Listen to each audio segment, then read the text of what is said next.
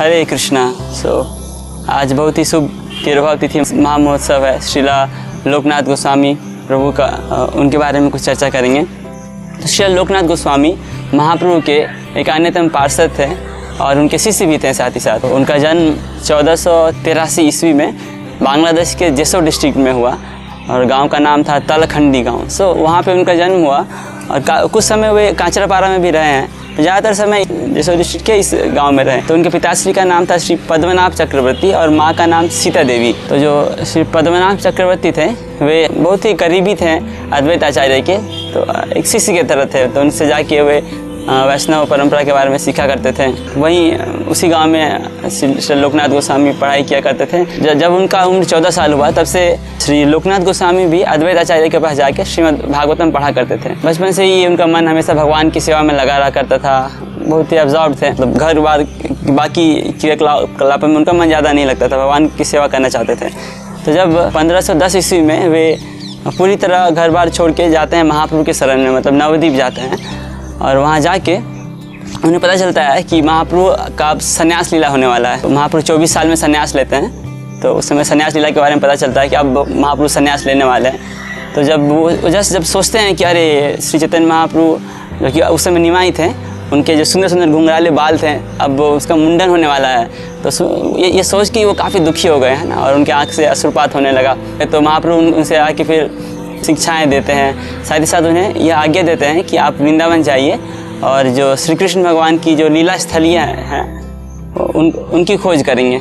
तो ऐसा आज्ञा देते हैं और वो अंदर ही अंदर काफ़ी विरह महसूस कर रहे थे। साथ ही साथ वहाँ पे भूगर्भ गोस्वामी भी मौजूद थे। तो भूगर्भ गोस्वामी जब देखते हैं कि वे काफ़ी विरह से पूर्ण है हमारे श्री लोकनाथ गोस्वामी, तो भूगर्भ गोस्वामी भी मतलब लोकनाथ गोस्वामी के साथ वृंदावन चल पड़ते हैं। तो वृंदावन में जाके 333 जो भगवान की लीला स्थलियाँ हैं उसका वो खोज करते हैं श्री लोकनाथ गोस्वामी। तो शुरू में जब वृंदावन पहुँचते हैं तो जो विरह का भाव था वो जाता नहीं है उनके अंदर से। तो हमेशा याद करते हैं भगवान चैतन्य महाप्रभु को।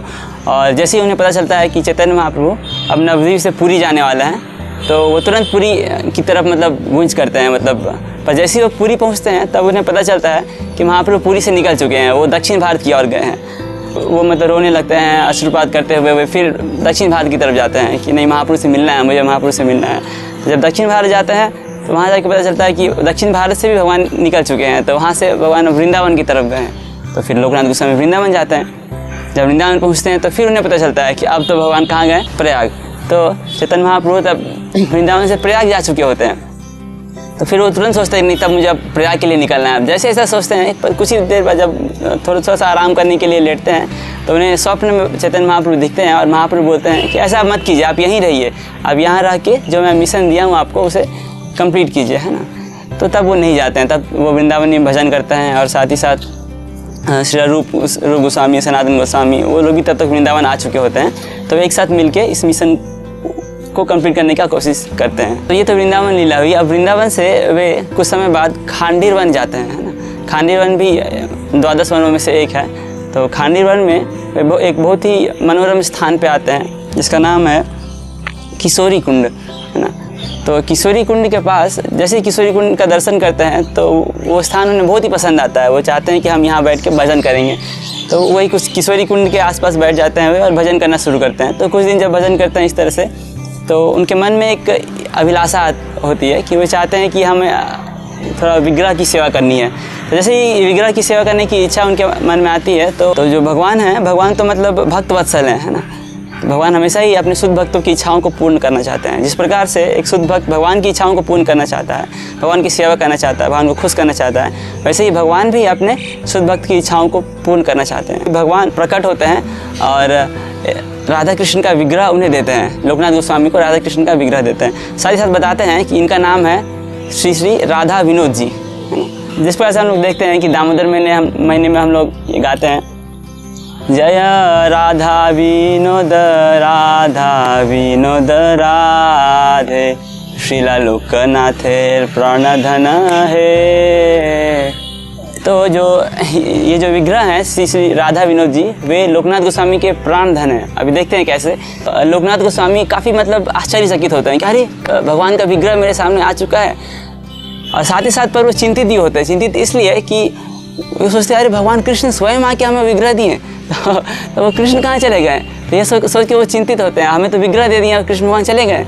तो उसी समय राधा विनोद जी बोल उठते हैं कि अरे आप चिंतित क्यों हैं, मैं खुद यही गांव पास के गांव में रहता हूं और मैं खुद आया हूं यहाँ पे आपके पास, है ना, आपसे सेवा लेने के लिए। आपकी इच्छा थी हमारी सेवा करने के लिए, इसलिए हम आपके पास आए हैं ना। तो ऐसा कहते हैं और उसके बाद तुरंत बोलते हैं राधा विनोद जी, हमें अभी बहुत जोर की भूख लगी है, आप कुछ तुरंत हमें खिलाइए। वो काफ़ी हर्ष से भर जाते हैं और उनके आंखों से अश्रुपात होने लगता है लोकनाथ गोस्वामी की आंखों से।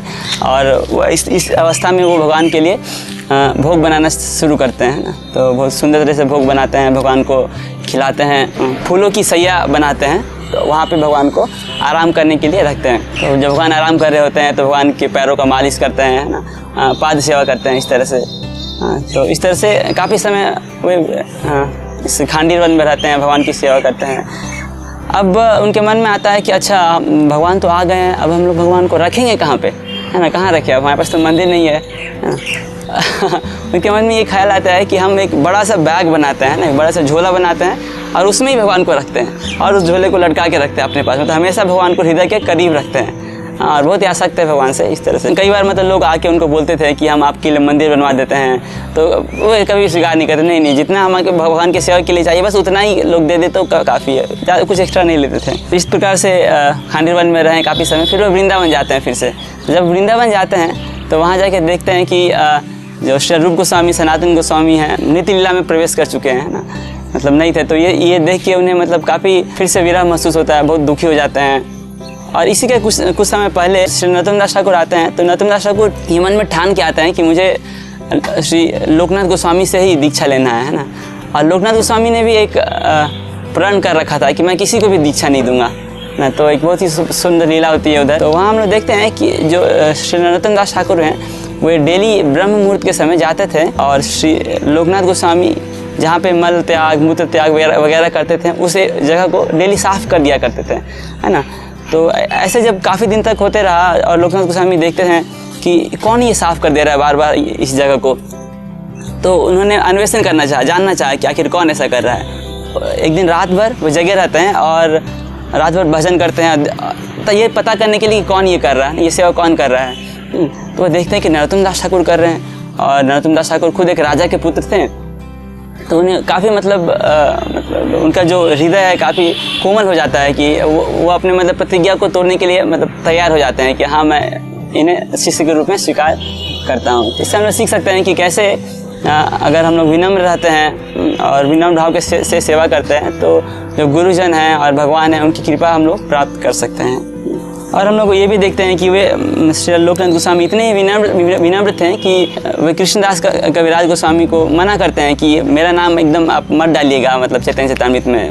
वो काफ़ी विनम्र थे, वे नहीं चाहते थे कि मुझे मान सम्मान मिले, जो कि वैष्णव का गुण है, वो कभी भी मान सम्मान नहीं चाहता। श्री नरोत्तम दास ठाकुर को ये आज्ञा देते हैं कि वे अपने पूर्व स्थान पर जाएँ और वहाँ भगवान के नाम का प्रचार करें, और नरोत्तम दास ठाकुर लौट जाते हैं।